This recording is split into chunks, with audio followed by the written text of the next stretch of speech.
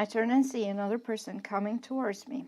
They slid out of the shadows in a small side street as soon as the glowing-eyed women walked away. Were they watching our conversation? How unpleasant. Yes? This newcomer is wearing an outfit with a heavy jacket and scarf over their face. It seems I have something in common with this person as well.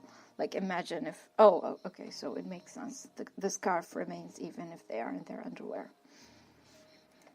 I shouldn't be complaining about no one being around. Don't you know you can't get around looking like that? If the city wasn't in lockdown, you would have been arrested in no time.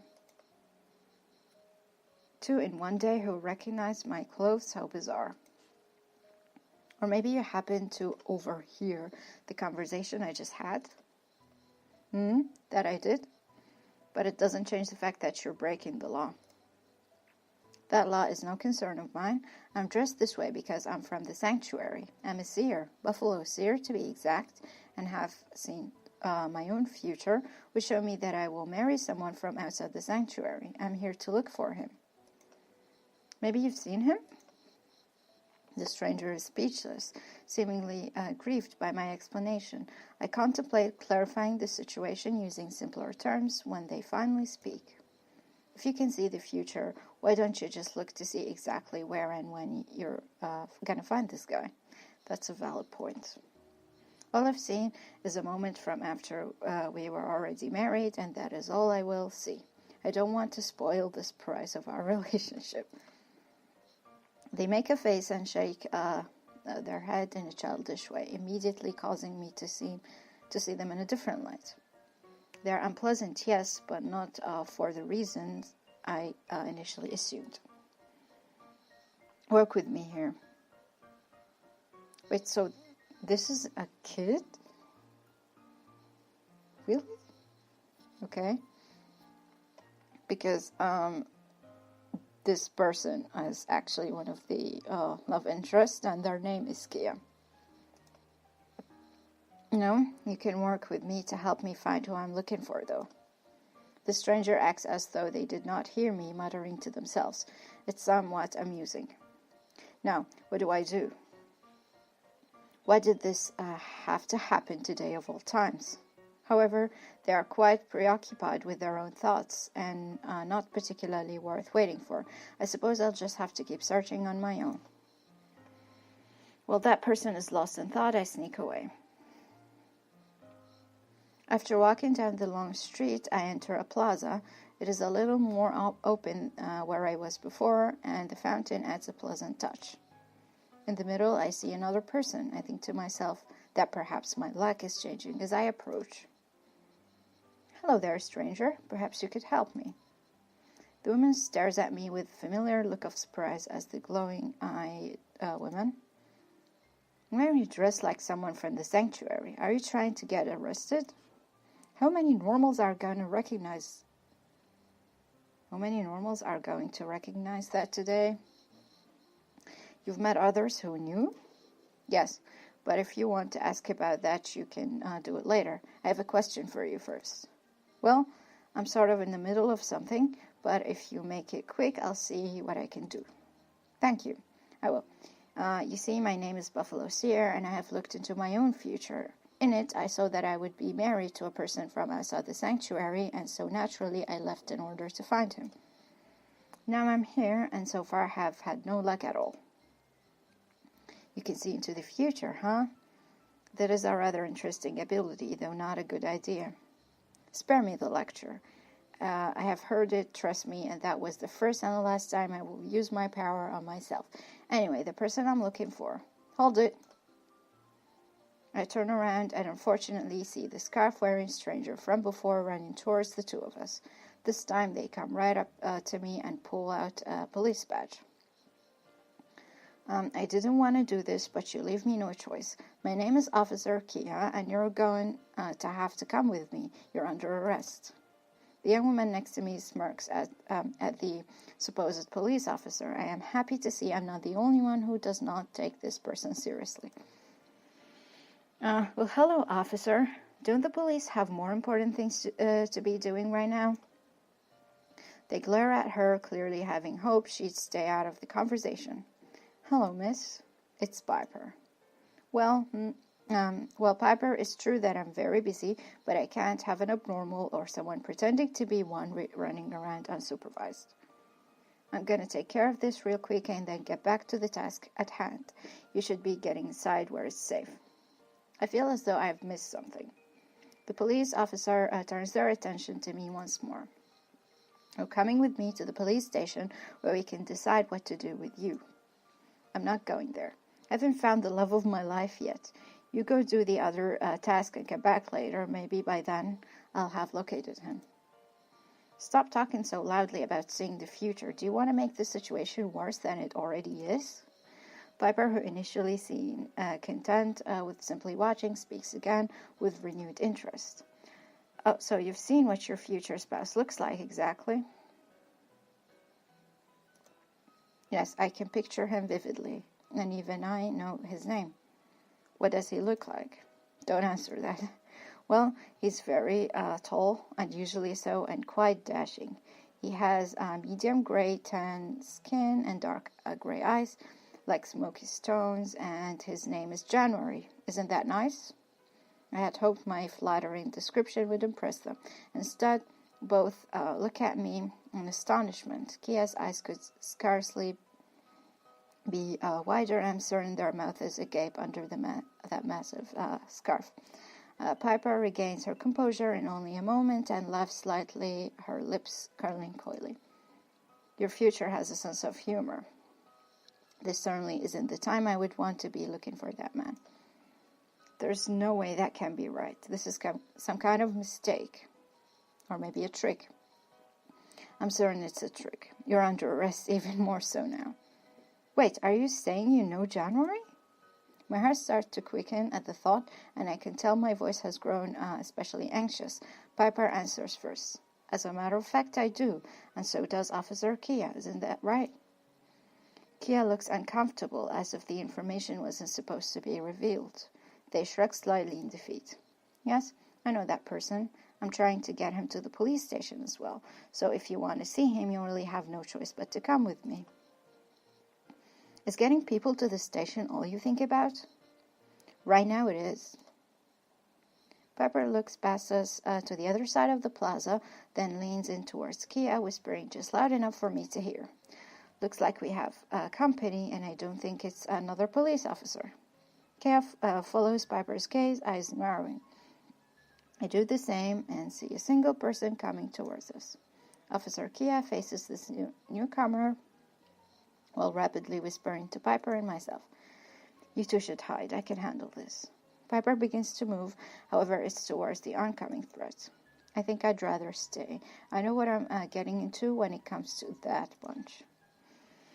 I imagine the confrontation with the goon would take a while, since it's likely January is in the city. I see no reason to stick around and see how it ends. I quickly turn and dash away from Piper and Kia, going the opposite direction from the thug. Kia does their best to call after me while still keeping a hushed tone. "Where are you going? Stop." They take a few steps in my direction when I hear Piper respond, a bit of mischief in her voice. "Don't fret too much, Kia. A person like that isn't going to be hard to find again later. And you couldn't possibly abandon a civilian such as myself to be threatened by a professional thug, right?" Why are you helping them?" This is the last part of the conversation I can make out. Wait, was Piper smoking just now? Anyways, running further down the street, I find myself in a residential area with homes filing in the sides. Just like the stores, they are all closed up, windows shut, and no signs of activity anywhere. Feeling I am a good distance away, I stop to catch my breath, and the heat and my heavy robe making it hard to keep such a quick pace. After recovering, I look up and it's him. Yeah, so this is his binoculars, the one that were on the table. Not too far from me, January steps from the shadows of a building. He appears unsure of where to go and looks over his shoulder as if fearing pursuit. What a perfect opportunity for me to find him. January. He turns to me, looking so suave in a finely tailored ensemble. The sunlight shines off his silken dark hair. He's even more handsome than in the vision.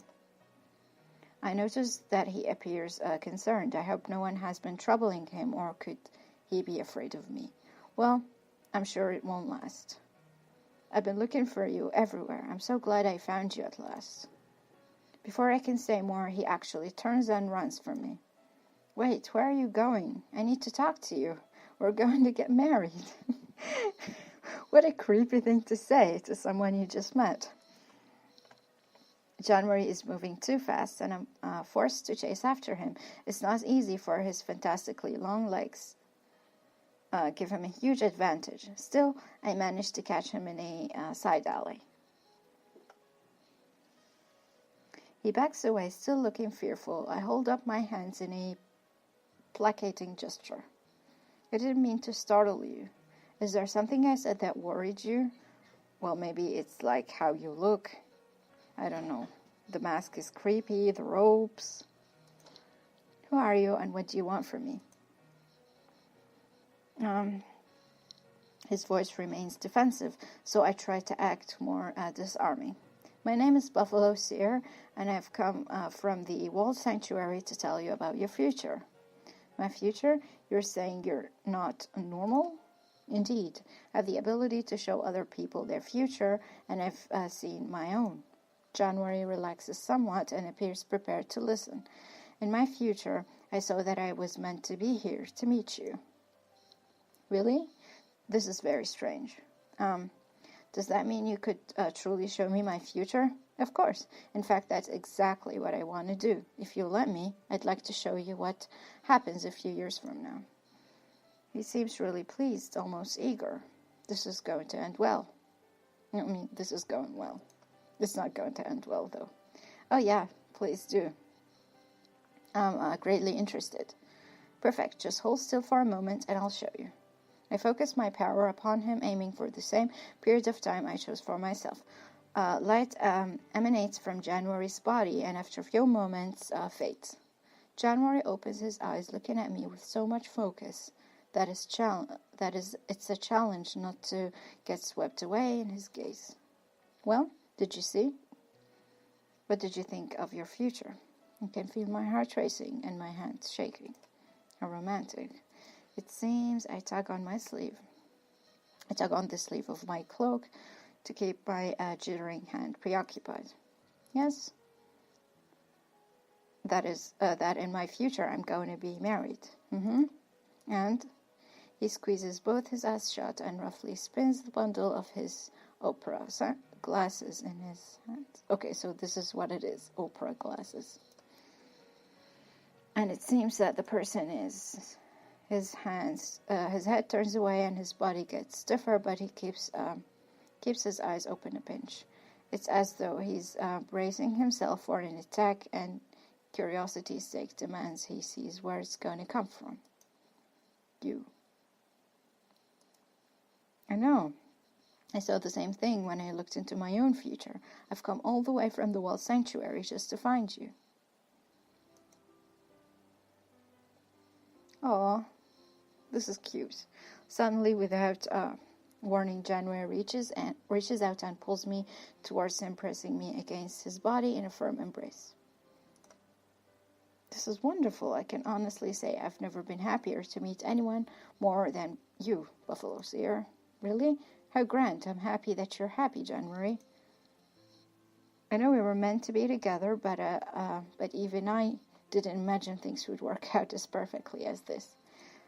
So this is like so different from all visual novels where you have this like very long period of slow burn, and then suddenly in the towards the end of the game you have this cute romantic moments between the two. I mean, between your character and the love interest, but in this game it's actually the opposite. So you have the cute moments at the beginning, and then in the middle you have this conflict and whatnot, and then in the end you get the happy ending. It's kind of refreshing, to be honest, but as I mentioned, the only thing that I didn't like was the fact that we had to choose a route in the beginning before we actually meet the characters. So like we can't actually make a concrete conclusion before we pick one. So we just pick one at random and then we hope it's the one we actually like. Because for me, I ended up with Kia, and even though they are okay, I like January more. Okay. Now moving on. His arms remain around me for sadly only a few moments, when it ends as it suddenly began. January had now pulled away from me, looking serious. Although thrilled to meet you, things are quite dangerous right now. You see, there are bounty hunters currently looking for me. What? That's terrible. Actually, I have someone searching for me too. This police officer who wants me to go to the station because I'm under arrest. If I don't see them again. That is also truly awful. It seems we have much in common. That's so true. Look, we also both wear gloves. You're right. Just then, Officer Kia and Piper hurry into the alley, ruining the good mood. Both looked relieved to find us for some reason, and Kia approaches January. I'm glad I found you, Duke January. My name is Officer Kia, and I'll take you to the safety of the police station now. January looks at me with a questioning look. Is this the officer you were speaking about? Yes, still harping about the station, I see. Kia looks put out by these remarks. You're too free with the information. I'm just doing my job, and that includes dealing with people from the sanctuary. Anyway, both of you need to come with me right now, right away. Kia's right. You know, bounty hunters are still all over the city. The police station would be the safest place. What do you think, sir? Why are you asking them? After some thought, I nod. Even though I know nothing bad will occur either way, it makes sense to go, as long as we're together. I agree. We will go with you, officer. Why are you listening to them? Ugh, you told him, didn't you? Yes, of course I did. And you believe this stranger, Duke? Our business is not your business, officer. It is my business. Speaking of your business, you won't mind if I join you, will you, Kia? I know the police captain actually wanted to talk to him about what's going on. Kia shakes their head in annoyance, but finally nods. All right, fine. All of you, follow me. We nod, and the four of us begin our march to the police station. I can sense my beautiful future getting closer with every step.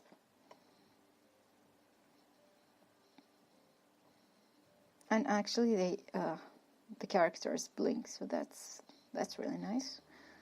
The walk through the police station was filled with the scent of smoke, sweat, and oil. Not a pleasant experience. He and I stand close together on the far side of the room we've been left in, while the police officer and lady go talk with the captain. The original plan was to keep us in separate rooms. However, January would not have that. He's my hero. January smiles at me, though he still appears nervous. Things will be all right now, won't they? Isn't that what the vision means? Definitely. There's nothing left to worry about. January looks towards the door with a serious expression. I wonder when they'll be back, or what they're talking about. I don't really care about that, though I do hope it will take a while. The longer I have to be with you, the better. I agree. If only everyone was as accepting of their future as you are, January. If everyone saw the future as if everyone saw a future as pleasurable as mine, I'm sure they would be. I can feel my face warming under the mask, and I'm certainly glad January can see me blush. He's the most charming man I've ever met, a true gentleman. In that case, can I ask you a question? Certainly, go right ahead. Will you marry me? Now January's face flushes. You're serious? Of course. I've waited long enough and I don't want to put it off. January gives me a deeply thoughtful look, then turns away. What's wrong? I'm very surprised at these turns of events. Oh, certainly. Take your time. With his mind seemingly made up, he faces me again with a warm smile I've already come to know so well. Yes, Buffalo Seer, I will marry. Well, that was quick. I don't want to keep waiting either. You mean it? Yes. I clap my hand excitedly. January laughs at the sight of my merriment, though he looks equally happy. I hardly know what to think. I never expected to be able to do such a thing. It shows boldness, and I like that about you. I don't mean just accepting your swift proposal. I mean getting married and all. Not all. I can relate. You see, abnormals are never meant to marry or even become especially close to others, really. January laughs again, though it's different this time, as if hollow. I never knew about abnormals. I suppose that makes us quite the pair. A fine pair. Tell me, why did you think you'd ever be married? I promised to tell you, but not here. This isn't really the time or place. I see. Whenever you're ready to tell me, I'll be ready to listen. Just then, those other two who had been with us entered the room, followed by the police captain, whom I just recently met upon arriving at the station. Thank you for your patience, Duke January. After consulting with Officer Kia, we've decided that you should remain under police protection until the threat of capture has passed. We are also in the process of contacting the Wolf Sanctuary to deal with you, Buffalo Seer. January folds his arms and begins noticeably tapping his foot, making his disapproval of the captain's plan obvious even before beginning to speak. It's outstandingly endearing. I'm sorry to say, Captain, that I'm far from thrilled to be kept here for such an extended period. I would much prefer to leave as soon as possible. Be reasonable, Duke. We've thought this through, and we feel much safer. I feel it's much safer than leaving.